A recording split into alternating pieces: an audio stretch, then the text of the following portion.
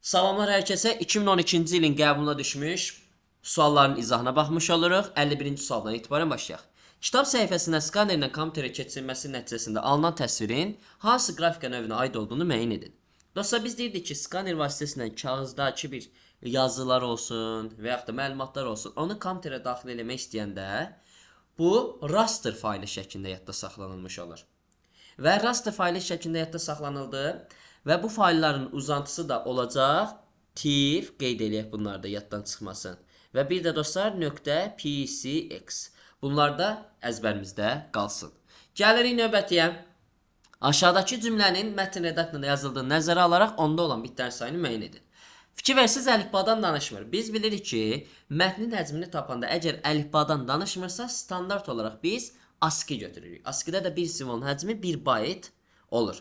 Həcm bərabərdir ümumi simvolların sayı vurulsun, bir simvolun həcmi. Deməli, ASCII-dir deyə 1 bayta vuracaq.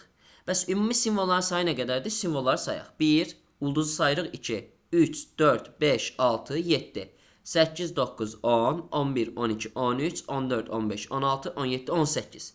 18 vur, 1, 18 baytdır. Amma suala diqqət edin dostlar. Bizdə bitlərin sayını istəyir. 18 bayt neçə bitdir? 8-ə vururuq. 18-i 8-ə vuranda 144 bit elir. Niyə 8-ə vurduq? Çünki 1 baytım 8 bitdir. Baytdan bitə keçəndə biz 8-ə vurma əməlini istifadə edirik. Cavab oldu 144 C variantı. Keçirik növbəti 3 nömrəli suala. Verilənlər bazasında hansı əməliyyatı yerinə yetirmək mümkün deyil? Belə bir maraqlı sual verilib bizə və gəlin onu izah eləməyə çalışaq. Göstərilmiş meyara görə yazılan süzgəcdən keçilməsi. Bəli dostlar, verilənlər bazasında bunu etmək mümkündür. Mən özümə istədiyim verilənləri götürmək istəyirəmsə, onların öndə görməni istəyirəmsə, onların olmağını istəyirəmsə, onları süzgəcdən, filtrdən keçirirəm. Bu mümkündür. Ona görə mümkün deyil sualına uyğun deyil. İnformasiyanı sorğuya görə axtarışı. Bəli, müəyyən sorğu verə bilərəm. Məsələn, tutaq ki, nə olsun? İl 1981-dən böyük. Sorğu verdim. Ona görə filtr tətbiq olunmuş olur. C variantı getdi. Yazının ləğv edilməsi. Bəli, mən yazı yazaram, onu silərəm və yaxud da onu oradan tamamilə yox eləyərəm, ləğv eləyə bilərəm. Yazının redaktəsi. Yazı deyəndə bu arada sətirdən söhbət gedir. Sətir daxilində hər hansı bir məlumatı oradan təbii ki, redaktə eləmək olur, edit eləmək olur. Amma dostlar, açar sahələrində verilənlərin təkrarlanması bu, bir növ bizim verilənlər bazasındakı anlayışlara təkzib olan bir fikirdir. Niyə? Açar sahələrdə verilənlərin hamısı bənzərsizdir dostlar, təkrarlanmır. Çünki bu açar sahələr, məsələn, belə düşünün, Azərbaycan Respublikasının vətəndaşlarının verilənlər bazasında açar sahə kimi fin kodlar olmuş olur. Niyə? Çünki hər kəsdə fərqlidir. Axtarış filan ediləndə filan şəxsi bir dənə açar sahəsinə ona məxsus fin kodu qeyd edirlər və avtomatik çıxır.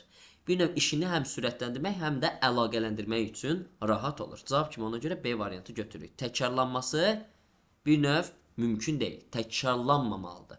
Tətbiqi proqram təminatına aid deyil. 54 nömrəli belə bir sualımız var. Dostlar, daha doğrusu aiddir soruşurmuş. Mən də aid deyil oxuyuram. İndi aiddir olana baxasaq.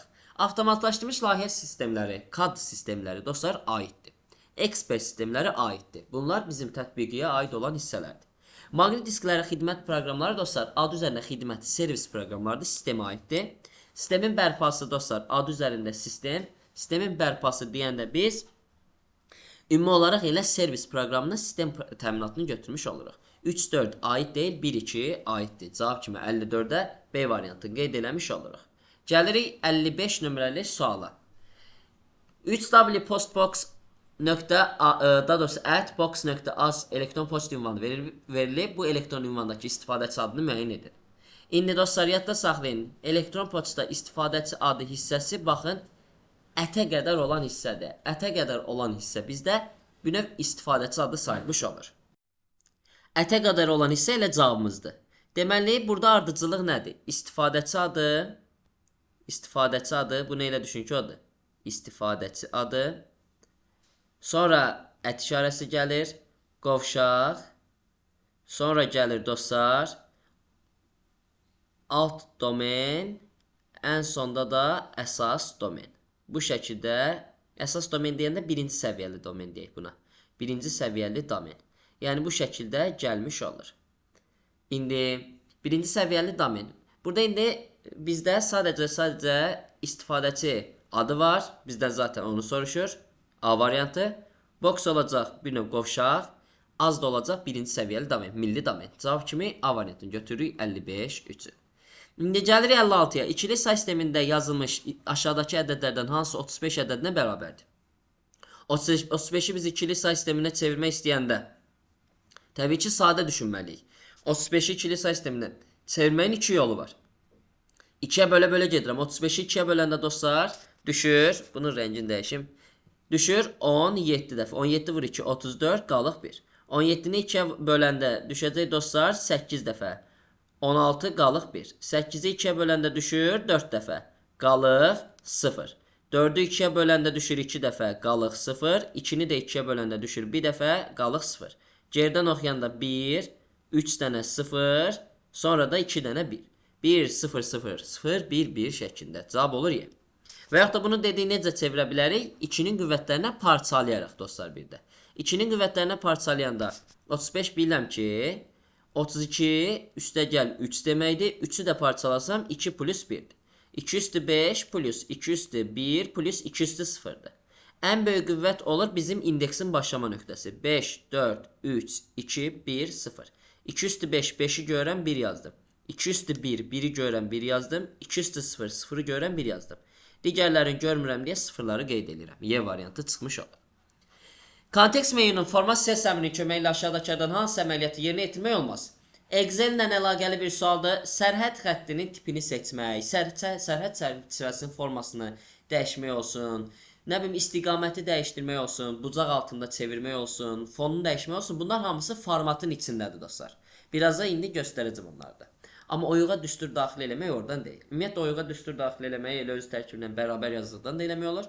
Buradan da eləmək olur. Bu hissədən müəyyən bir formulalar da əlavə eləmək olur. Insert function funksiyanı əlavə etmək olur. Amma dostlar, həmin bu bizim format əmrinə gələndə burada format hissəsini görə bilirsiniz. Burada format sales hissəsini gələndə belə bir pəncərə açılmış olur. Həmin pəncərəni açaq indi. Açdıq bu pəncərəni indi. Deməli, baxın. Həmin bu hissədə format salesdə nə görə bilirik biz? Rahatlıqla buradan görmək mümkündür ki, biz datanın tipini dəyişdirə bilirik. Alignment hissəsinə gələndə, baxın, müəyyən bucaq altında burada diqres eləyəndə dəyişdirmək olur. Yazının ümumi olaraq necə olmağını təyin eləmək mümkündür. Yerləşməni təyin eləmək mümkündür. Yazının xana daxilində yerləşməsini eləmək olur. Xanaların birləşməsi olsun. Bunları etmək mümkündür. Şifrəsiz yazının istiqamətini müəyyənləşdirmək olur. Font hissəsinə gələndə növü, şriftin növünü, rəngini, üzərindən xətt, altdan indeksdən yazı, qüvvətdə yazı eləmək olur. Ölçüsünü dəyişmək olur. Border hissəsində bir növ xananın kənar xəttlərini, sərhəd xəttlərini və s. təyin eləmək, tipini dəyişdirmək, rəngini dəyişdirmək mümkündür. Fill eləyəndə xananın içini doldurmaq, protection-da xananı kilitləmək və yaxud da gizlətmək olur. Yəni baxın, bunları etmək mümkündür bir növ həmin format sales hissəsində. Oyuğa düstur daxil eləmək isə olur. Verilənlər bazasının modelini göstərir. Verilənlər bazasının strukturuna görə dostlar modellərindən bizə burada şəbəkə verilmiş olur. İndi niyə şəbəkə gedir buna? Çox adam bunu iyerarxik düşünür. Amma deməli şəbəkədə, baxın, bunları elə düşünün ki, əsas bizim baş nöqtələrdir. Deməli, iyerarxik olsa nədir? Məsələn, burada A-dır. A-dan gəlir, məsələn, bura B, C. Sonra B-dən, məsələn, parçalanır nələrəsə, C-dən nələrəsə parçalanır. Amma məsələn, buradan gəlib C-yə bağlana bilməz. Çünki bizim C bir növ A-nın tərkibindədir. A-nın elə bir budaqlarındandır, elə düşünün. Ona görə dostlar, baxın, bu formada olanda biz buna iyerarxik deyirik. Amma 58-də isə fikir verin, D tutaq ki, A-nın uşağıdır, elə düşünün. Amma B-nin də uşağı kimi görünür burada. B-nin də daxilinə gəlirik biz D-yə, A-nın da daxilindən gəlirik D-yə. Belə mümkün deyil. İyerarxikdə məsələn, mən C-yə gəlmək istəyirəmsə, sırf A-dan gəlməliyəm. Amma D-yə həm A-dan, həm B-dən gələ bilirik. Bir növ orada artıq bir şəbəkə yaranıb. Ona görə cavab kimi şəbəkə götürmüş oluruq. İnfoloji deyə şey yoxdur. Relyasiya cədvəllər iyerarxik buradakı formada, obyekt yönümlü isə bir növ xüsusi quruluşu yoxdur.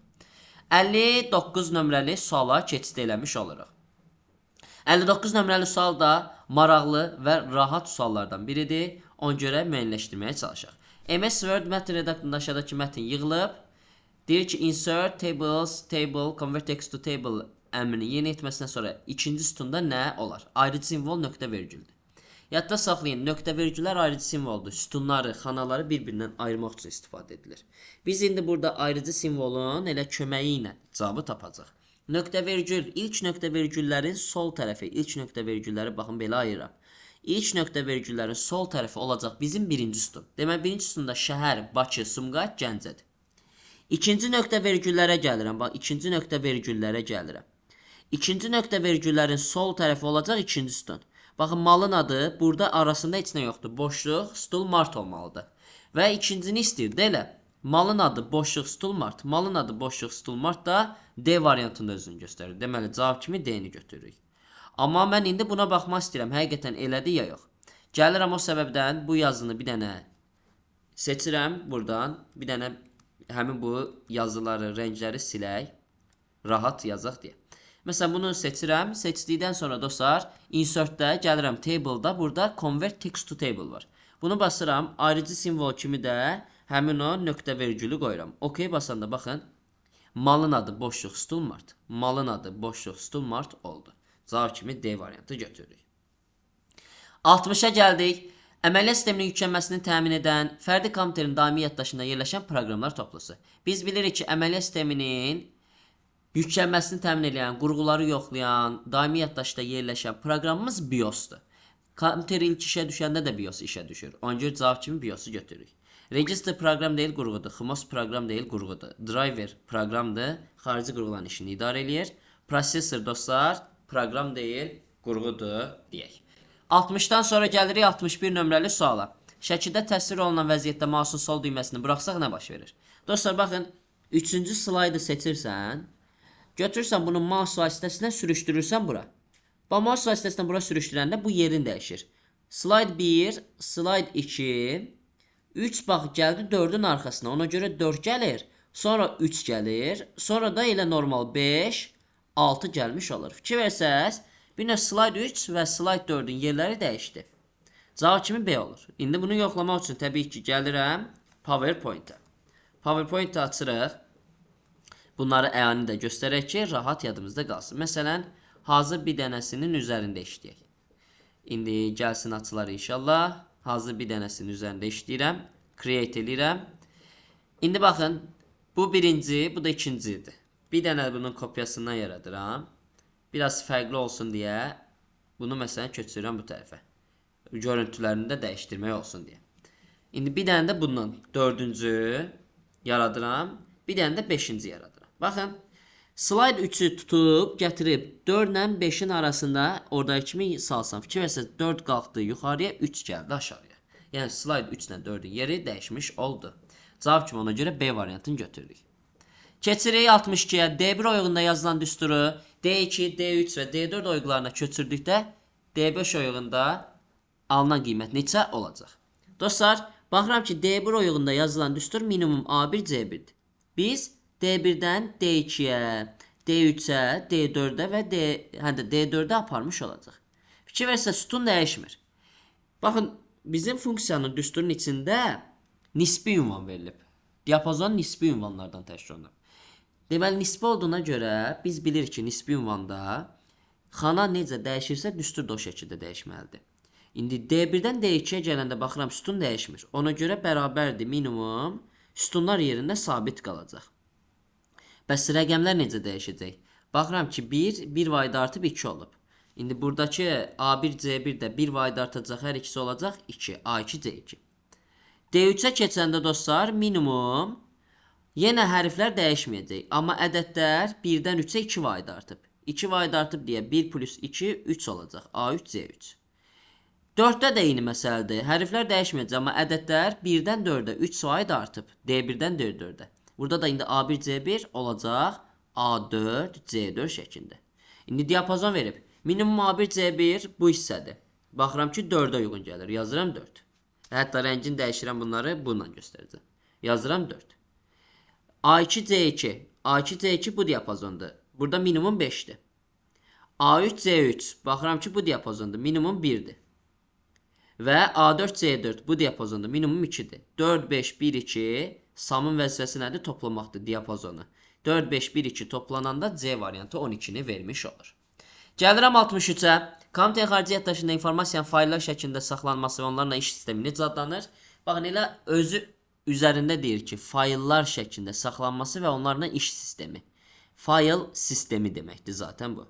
Menyu sistemidir, şəbəkə sistemidir, əlaqəsizdir. Əməliyyat sistemi bilir ki, kompüterin işini bir növ idarə edən əsas proqramlardan biri sayılır. Həmçinin kompüterlə istifadəçi arasında interfeysdir. Sorğular sistemi də uyğun deyil. Cavab kimi D-ni götürürük. İnternet brauzeri göstərin. Dostlar, bir brauzer anlayışı var, bir də axtarış sistemi. Bunların fərqini bilmək lazımdır. İndi belə yadda saxlayın dostlar. İnternet brauzer. Brauzer proqramını yadda saxlayın. İnternet səhifələrini açmaq, onlara baxış həyatı keçirmək üçün brauzerlərdən istifadə edirlər, proqramlardan istifadə edirlər. Məsələn, Google Chrome olsun, Opera olsun, Microsoft Edge olsun, Mozilla Firefox olsun, elə cavabımız odur, Safari olsun, buna aiddir. Bir də var axtarış sistemi. Axtarış sistemi isə internetdə olan məlumatları axtarıb tapmağa kömək edən onlayn xidmətdir. Məsələn, Google özü, Yahoo, yəni onlar axtarış sisteminə aiddir. Alta Vista, nə bilim dostlar, Yandex bunun daxilində gedir. Rambler bunun daxilində gedir. Mail isə dostlar elektron poçtla əlaqəlidir deyə elə oradan yadda saxlayacağız. Cavab kimi C-ni götürürük. Bir də qeyd edeyim ki, Rambler'ın həmçinin maili də var. Monitorun əsas parametrlərini göstərin. Keş yaddaşın tutumu monitorun deyil dostlar. Ümumiyyətlə prosesorundur. Piksellərin nöqtələrin sayı monitorla əlaqəlidir. Tak tezliyi prosesorundur. Kadrların əks olunma tezliyi monitorun xarakteristikasıdır. İşçi gərginlik prosesorundur. Korpusun materialı dostlar bura aid deyil. Diagonal üzrə ölçü bizdə aid olacaq monitora. Müdafiə dərəcəsi aid olacaq monitora. Cavab kimi 2, 4, 7, 8 çıxmış olur. Word proqramında mətni daxil edərkən Enter düyməsi nə zaman sıxılmaq məcburidir və yaxud da zəruridir? Dostlar, Enter'in vəzifəsi nədir? Abzas yaratmaqdır. Mən yeni abzas yaratmaq üçün nə etməliyəm? Harda olmalıyam? Bir növ əvvəlki abzasın sonunda. Deməli, əvvəlki abzasın sonunda olmalıyam ki, yeni abzas yaratmış olum. Məsələn, burada bitdi. Artıq burada bu abzasda nəsə yazmayacağam. Yeni abzas başlatmaq üçün Enter'e basmış oluram. Bu şəkildə işləyir. 67. File Explorer proqramında faylların əks etdirməsində Details rejimi nəyi həyata keçirir? Details ümumiyyətlə yadda saxlayın. File Explorer'da bizdə ümumi olaraq faylların ən əsas xüsusiyyətlərini, ümumiyyətlə əsas xüsusiyyətlərini göstərir. Zaten Details təfərrüatlar, məlumatlar, xüsusiyyətlər deməkdir. Eskiz halında əks etdirir deyil. Faylların siyahısını cədvəl kimi əks etdirir, xeyr. Faylların tam adlarını ekranda cədvəl kimi göstərir, xeyr. Gizli və sistem fayllarını əks etdirir, xeyr. Cavab kimi A variantı qalır. 68. Y bərabər x plus 5, x-i y-ə bərabərləşdiriblər, y x plus y-dir. Deyir, alqoritmin yerinə yetirməsinin nəticəsində. Nəticə deyir, nəticəsində y dəyişəni 14 qiymətini alınıb. Nəticədə 14 alsa, bu sonuncu y-dir. Yəni, buradan danışır. Bu 14-dür. Deyir, alqoritmin yerinə yetirilməsinə qədər x neçə alıb. Bizdən bu x-i soruşur. Dostlar, baxın, bunu həll eləməyin ən rahat yollarından biri yuxarıdan aşağı ardıcı gəlməkdir. Bir də ikinci yolu deyəcəm. Baxın, y-ə x plus 5 verib. Gəlib aşağıda yerinə əvəzləyəcəm. X plus 5'i yazdım. Bizdən zaten bu x-i soruşur da. Baxın, həm x-in yerinə, həm də y-in yerinə ifadələri yerləşdirəm. Y-in yerinə x plus 5 qoydum. Buradakı x-in yerinə də bu x plus 5'i qoydum. Qoyandan sonra dostlar, bunların dediyi cəmi nəyə bərabərdir? 14'e bərabər oldu. 2x üstə gəlsin. 5 plus 5 verəcək 10. O bərabərdir 14'e. 2x bərabərdir buradan 4'e. X də bərabər olur 2'ye. Bu məsələn bir yoldur. Digər yol nədir dostlar? Baxın, götürürsünüz. X-ə nə verilib? Y. Düzdür. Bu hissəni diqqətli bax. X-ə y verilib. Gəlin bu y-i burada qoyun. Bura 14 idi. 14 bərabərdir 2 dənə y-ə. Yəni 2y 14'dürsə. Buradan dostlar y-in qiyməti neçə çıxacaq? 7. Bax, burada aldığınız 7'ni qaldırıb ən yuxarıya yerləşdirəcəksiniz. 7 bərabər x plus 5, x də neçədir? 2'dir. Cavab kimi D variantı çıxır. 69. Sistem proqram təminatının əsas hissəsi necə adlanır? Sistem proqram təminatının ən əsas hissəsi əməliyyat sistemidir. İnteqrasiya edilmiş sistemlər Yəni ümumiyyətlə bu Windows sistem proqram təminatının əsas hissəsi kimi sayılmır. BIOS dostlar, sistem proqram təminatına aid olsa belə əsas deyil, sadəcə lavazib olan təbii ki başqa proqramlardan biridir, amma ən əsas hissəsi əməliyyat sistemidir. Proqramlaşdırma sistemləridir, tətbiqi proqramlarda bunlar da əsas kimi götürülməyəcək. Cavab qalır C variantı. 70 nömrəli sual. 70-də deyir ki, alqoritmin aşağıdakı fraqmentin yerinə yetirməsindən sonra A və B dəyişənlərin qiymətini müəyyən edin. A-ya 5 verilib, qeyd edirəm bir kənarda. B-yə 7 verilib. İndi verilib bunlar. Gəlib yazıb ki, 3-də. Əgər A B-dən böyüksə, A 5-dir, B 7-dir. Onda bu, əks halda bu icra olunsun. Dostlar, əgər şərt doğru olsa, bu zaman, yəni true olsa, biz bu hissəyə gələcəyik. Əgər yanlış olsa, səhv olsa, false olsa, bu hissəyə gələcəyik. İndi baxıram ki, 5 7-dən böyükdürmü? Xeyr, deməli bura gəlməliyik. Onda B bərabər 2 vur A. A 5 idi. 2 vur 5. B-nin yeni qiyməti dəyişdi oldu 10. Köhnəni silirəm, yenini yazıram. C də bərabərdir A plus 5. Yəni 5 plus 10, 15. Bizdən kimi soruşur? A və B-ni. Deməli A 5, B də 10. Cavab B variantı oldu 70-də. 71 nömrəli suala gəlirik dostlar. 71 nömrəli sualda Windows gələ bilmirik. Windows 10-da print screen düyməsindən hansı məqsədlə istifadə edilmiş olur? İndi dostlar, print screen düyməsi yadda saxlayın. Standart olaraq ekran təsvirini mübadilə buferinə, yəni ekran təsvirini bütövlükdə mübadilə buferinə köçürmək üçün istifadə edilən vasitədir. Ekran təsvirinin qeyd olunmuş hissəsini mübadilə buferinə köçürən, bu daha çox WinPrint screen işi olur dostlar. Ekran təsvirini və yaxud da qeyd olunmuş müəyyən hissəsini mübadilə buferinə köçürmək həmçinin WinShift-S vasitəsindən də edirik. Ekran rəngidir, ölçülərdir, informasiyanı silməkdir. Bunlar isə ümumiyyətlə dəxlisizdir, əlaqəsizdir. Gəlirik 72-yə. Marşrutizatorun funksiyası nədir? Ümumiyyətlə marşrutizator nədir? Dostlar, marşrutizator ümumiyyətlə bir şəbəkədəki məlumatları, bir növ və yaxud da bir şəbəkədəki filan kompüterdəki məlumatları birindən digərinə yönləndirən qurğudur. Yəni, hətta belə deyək, kompüter şəbəkələrindəki məlumat paketlərini birindən digərinə yönləndirən qurğunu marşrutizator adlandırırıq. Və yaxud da buna router deyirlər, dostlar. O, interneti providerdan alır, elə düşünün. Onu bir neçə cihaza paylayır. Məsələn, kompüter olar, telefon olar, planşet olar və s. Və məlumatın hansı istiqamətə gedəcəyini müəyyən edir. Əsas funksiyalarından biri də məlumatın ən uyğun yol ilə ötürülməsinə fokuslanır. Yəni ona görə biz burada şəbəkələrdə verilənlərin ən uyğun səmərəli mübadiləsinin həyata keçirilməsi B variantını götürmüş oluruq. Gəlirik 73-ə. Word 2019 üçün aşağıdakı təkliflərdən hansı doğrudur? Footnotes dostlar, bizdə yadınızdasa deyirdik ki, müəyyən məsələn nə olsun, tutaq ki, söz başa düşmürük. Sözün izahını səhifənin axırında və yaxud da sənədin axırında icra eləmək üçün istifadə edilən əmrlərdəndir. Footnotes və endnotes. Burada yazıb əmr sənəddə kalentutu yaratmaq üçündür. Dostlar, bu footer işidir. Footnotes'un işi deyil. Dropcap əmri mətnə istiqamət verir. Xeyr dostlar, dropcap əmri vasitəsilə siz hər hansı bir mətnin, tutaq ki, bunu seçdim, ilk simvolunun böyük olduğunu görəcəksiniz. Insertə gələndə burada dropcap var. Bunun vasitəsilə ilk simvol böyümüş olur. Bu şəkildə işlətmiş olur bunu. Ona görə deməli bu da səhvdir. 2 də səhv oldu. 3 də klaviaturada olmayan işarələr simvol əmrindən istifadə etməyini daxil etmək olar. Bu tamamilə doğrudur dostlar. Mətnin eyni fraqmentlərini redaktə etmək üçün home tabının replace əmrinə istifadə edilir. Bu da doğrudur. İndi göstərək və doğruluqlarını sübut edək. İndi dostlar, məsələn gəlirəm insertdə simbol hissəsinə gələndə, baxın, more symbols eləyəndə bizdə Word-ün daxilində bir növ bu şəkildə simvollar görmüş olur və mənim kompüterimin klaviaturasında olmayan simvolları bura daxil etmək mümkündür. Hətta burada şriftin növünü filan dəyişmək olur.